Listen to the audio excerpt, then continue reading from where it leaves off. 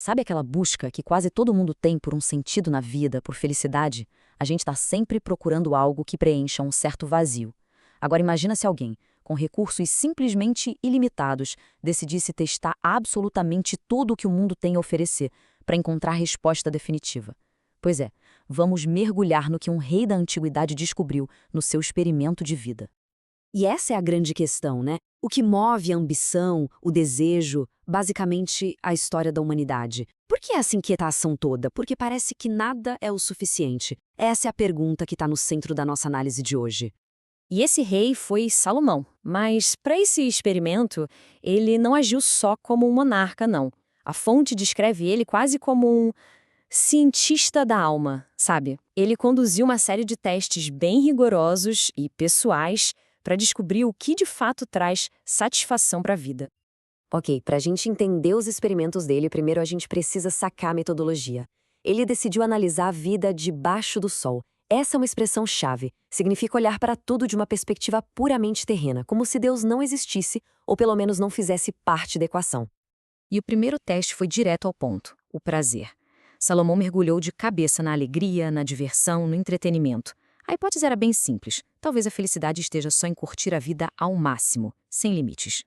E o que é mais fascinante aqui é como essa busca não muda com o tempo. Salomão buscava alegria em vinho e banquetes. Hoje, a gente tem nossos happy hours e jantares chiques. Ele buscava riso e festa. A gente maratona séries e vai em shows. A busca é exatamente a mesma, só os meios que mudaram um pouco. E qual foi a conclusão dele? Bem, foi chocante. Ele percebeu que, apesar da diversão ser boa no momento, ela era passageira, fugaz. O riso, no fim, parecia loucura, e o prazer não servia para preencher aquele vazio mais profundo. Era como fumaça. Tá aqui agora, e no segundo seguinte, já foi.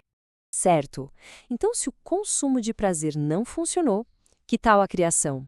Salomão partiu para a próxima fase, a busca de sentido através de grandes realizações, de projetos. A ideia era, talvez construir um legado seja a resposta. E ele não fez por menos, não.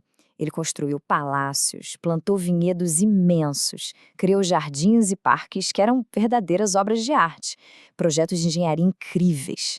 Ele estava na prática tentando construir um paraíso na Terra, um mundo perfeito só para ele. E aqui está o pulo do gato, um detalhe crucial. Repara na frase que se repete sem parar, fiz para mim. Tudo girava em torno dele. Cada projeto, cada construção era para sua própria glória, para o seu próprio prazer. Era uma busca totalmente focada no eu, sem um propósito maior. E isso leva a gente para o experimento final, o mais extremo de todos. Se nem o prazer, nem as grandes realizações foram suficientes, talvez a resposta estivesse em simplesmente ter tudo, acumular a maior riqueza e o maior status que o mundo já tinha visto. A lista é simplesmente impressionante. Exércitos de servos, mais riqueza que nações inteiras, tesouros que não dava nem para contar, entretenimento particular do mais alto nível. Ele literalmente alcançou o topo de tudo aquilo que a nossa sociedade hoje valoriza como sucesso. E para a gente ter uma noção do nível, do extremo que ele chegou, olha só esse número: 1.000 esposas e concubinas. Ele não negou a si mesmo absolutamente nada, buscando satisfazer todos os desejos que o coração humano poderia imaginar. E depois de tudo isso, de todas as festas, todos os projetos, todas as posses, qual foi o resultado? Chegou a hora do cientista da alma analisar os dados e dar seu veredito final sobre o trabalho de uma vida inteira. A reflexão dele começa de um jeito bem sóbrio. Ele olha para trás, para a totalidade das suas obras, para tudo que ele construiu e conquistou com as próprias mãos.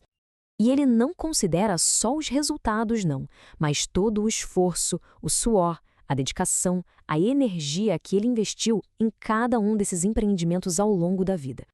E aqui vem o baque, a conclusão devastadora de todo o experimento. Tudo era vaidade, como correr atrás do vento. Uma busca inútil. Visto daquela perspectiva debaixo do sol, nada de valor duradouro tinha sido conquistado. Para a gente entender a profundidade disso, é preciso conhecer a palavra hebraica original, hebel, que a gente traduz como vaidade. Mas não significa só orgulho. O sentido literal é vapor, sopro. Pensa numa bolha de sabão. Ela é linda, brilhante, mas, puf, em um segundo, desaparece sem deixar rastro. Era assim que ele via suas maiores conquistas. Então, se a vida debaixo do Sol leva a essa conclusão tão sombria, esse é o fim da história? A análise sugere que não. Existe uma outra perspectiva. É preciso olhar acima do Sol para começar a encontrar a resposta. E essa é a pergunta que surge naturalmente, claro. Se todo o prazer, toda a realização e toda a riqueza do mundo não conseguem preencher esse vazio, então o que consegue? Onde é que está a verdadeira alegria? E a conclusão da fonte nos leva a uma ideia central. A verdadeira alegria não está nas coisas criadas, mas no próprio Criador. Isso não quer dizer que os prazeres e as realizações são ruins. Pelo contrário, são presentes, dádivas para a gente aproveitar. O problema é quando eles se tornam deuses, o objetivo final. Essa nossa inquietação constante, então, não seria um problema, mas um sinal de que fomos feitos para algo maior, algo que só uma conexão com o divino pode satisfazer de verdade. E essa frase de Agostinho de Hipona resume essa jornada toda de um jeito perfeito. Ele sugere que essa inquietação que todo mundo sente não é um defeito, mas um chamado, um sinal que aponta de volta para a nossa origem e para o nosso verdadeiro descanso.